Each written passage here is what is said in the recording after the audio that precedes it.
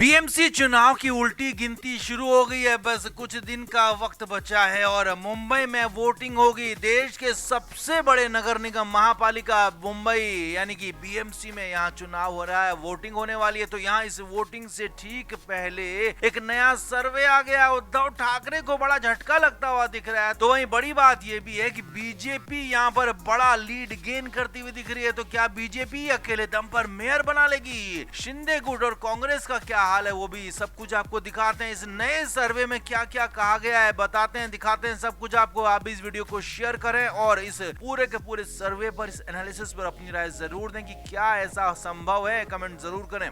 तो 15 जनवरी को बीएमसी की वोटिंग होगी, 16 को नतीजे आएंगे और इसके लिए धुआंधार तूफानी प्रचार चल रहा है। अब इस बीच में एक नया सर्वे आया है, उसने उद्धव ठाकरे गुट की नींदें उड़ा दी हैं, बड़ा झटका दे दिया है। हालात इतने खराब हैं उद्धव ठाकरे के लिए कि यहाँ पर जमीन सूंघना पड़ सकता है। जी हाँ, अब सर्वे में क्या क्या वो आपको बताते हैं। सी वोटर की तरफ से एक सर्वे आया है, इसमें कहा गया है कि एक बार फिर से बीजेपी सबसे बड़ी पार्टी के तौर पर यहाँ आ सकती है। जी हाँ, बीजेपी कुल मिलाकर 227 में से 137 सीटों पर यहाँ चुनाव लड़ रही है। और अंदर की बात तो ये तक है कि बीजेपी पहले से ही प्लानिंग यही कर रही थी कि वो अकेले दम पर 114 सीटों तक पहुंच जाए, क्योंकि 114 सीटें ही वो मैजिकल नंबर है जिससे मुंबई में मेयर बनेगा। तो इसीलिए 114 सीटों तक बीजेपी पहुंचना चाहती थी। इसीलिए शिंदे गुट को सीटें भी कम दी गई, 100 से कम 90 सीटों पर शिंदे गुट लड़ रहा है, 137 पर बीजेपी। तो खबर यह है कि बीजेपी अकेले दम पर मेयर बना सकती है। जी हाँ, यहाँ तक खबरें आ रही हैं। जी वोटर के सर्वे में भी यही कहा गया कि बीजेपी सबसे बड़ी पार्टी हो सकती है, सबसे बड़ी पार्टी के रूप में बीजेपी यहाँ पहुंच सकती है और 100 का आंकड़ा पार कर सकती है। और 100 का आंकड़ा पार करने का यही मतलब है कि इस बार मुंबई में बीएमसी में यानी कि बीजेपी का मेयर हो सकता है। ये बड़ा सर्वे यहाँ पर साफ साफ कह रहा है। यही नहीं, आगे देखिए, यहाँ पर शिंदे गुट के लिए थोड़ा सा नुकसान है। शिंदे गुट 90 सीटों पर चुनाव लड़ रहा है, लेकिन शिंदे गुट उन सीटों पर लड़ रहा है जहां पर कुछ कुछ मराठी वोटर्स की अधिकता है। तो वहां पर उद्धव ठाकरे गुट और राज ठाकरे गुट थोड़ा सा गेन कर सकता है। तो यहाँ पर शिंदे गुट के लिए भी मुश्किलें। वहीं आगे बढ़ते हैं, उद्धव ठाकरे की बात करें तो उद्धव ठाकरे और राज ठाकरे ने एग्जैक्ट सीटों का जो घोषणा नहीं की थी, लेकिन माना यह जा रहा है कि 100 से ज्यादा सीटों पर, करीब करीब 150 के आसपास सीटों पर उद्धव ठाकरे गुट लड़ रहा है। तो